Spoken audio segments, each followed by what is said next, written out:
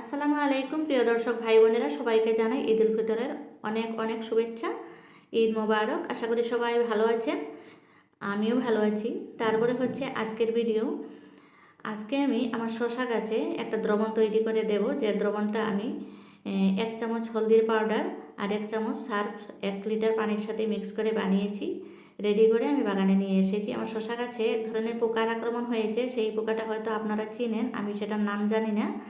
পোকাটা পাতার নিচ দিয়ে একদম ছোট্ট ছোট্ট পিঁপড়ার মতন কালো কালো দেখা যায়, আর তার জন্য শশা গাছের মনে হয় যেন শক্তিটা কমে গেছে, একদম শক্তিহীন হয়ে গেছে গাছটা। আমি একটা স্প্রে বোতলে ভরে নিয়ে এটা স্প্রে করে দেওয়ার চেষ্টা করছি, কিন্তু বোতলের মুখটা কেন জানি বন্ধ হয়ে গেছে, হয়তো সার্ফের ফেনাটা মুখের মধ্যে এসে বন্ধ হয়ে গেছে। তারপরে কি করলাম, স্প্রের মুখাটা ঢাকনাটা খুলে দিয়ে আমি হাত দিয়ে ছিটিয়ে ছিটিয়ে এইভাবে আমি তরল ফার্টিলাইজারটা দিয়ে দিচ্ছি। তারপরে দেখুন এভাবে করে একদম মগে করে ভিজিয়ে ভিজিয়ে দিলাম, যাতে করে গাছের সমস্ত পাতায় পাতায় পৌঁছে যায়। আর পাতার নিচে বিশেষ করে পোকাটা আছে, তাই আমি গাছকে একদম পুরো মাত্রায় গা ধুয়ে দিলাম, একদম গোসল করিয়ে দিলাম। এভাবে গোসল করে দেওয়ার পরে দেখুন পাতা এই অবস্থা। কাছে থেকে আপনাদেরকে দেখাচ্ছি, এই যে একটু স্পট পড়া এরকম দেখা যায় পাতার নিচে, আর কালো কালো একদম গুঁড়া গুঁড়া পিঁপড়ার মতন পোকাটা। খুবই খারাপ পোকাটা, কিন্তু দেখা যায় না এত বেশি।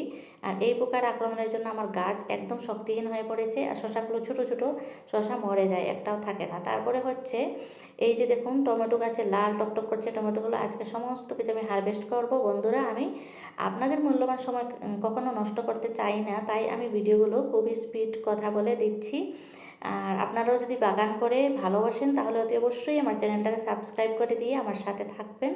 ভিডিও পছন্দ হলে অবশ্যই অবশ্যই একটা লাইক করবেন, লাইকটা এড়িয়ে যাবেন না। গাছে 2টা চিচিঙ্গা বড় হয়েছে, চিচিঙ্গা 2টাও আজকে হারভেস্ট করে নেব। প্রথমে আমি টমেটোগুলো হারভেস্ট করে নিচ্ছি। দেখুন টমেটো গাছ এখন মরার সময় হয়ে গেছে, গাছ গুটিয়ে ফেলে দিতে হবে। অনেকগুলো টমেটো পেয়েছি, সাথে চিচিঙ্গা 2টা। আর এখানে ভেন্ডি গাছের নিচে একটু আগাছা হয়ে গেছে, আগাছাগুলো পরিষ্কার করে দিয়ে একটা ভেন্ডি বড় হয়েছে সেটা নিলাম, কিন্তু ভেন্ডিটা মনে হচ্ছে একটু বুড়া বুড়া দেখা যাচ্ছে, বেশি বয়স হয়ে গেছে, খাওয়া যাবে কিনা জানি না, তবুও আমি নিয়ে নিলাম।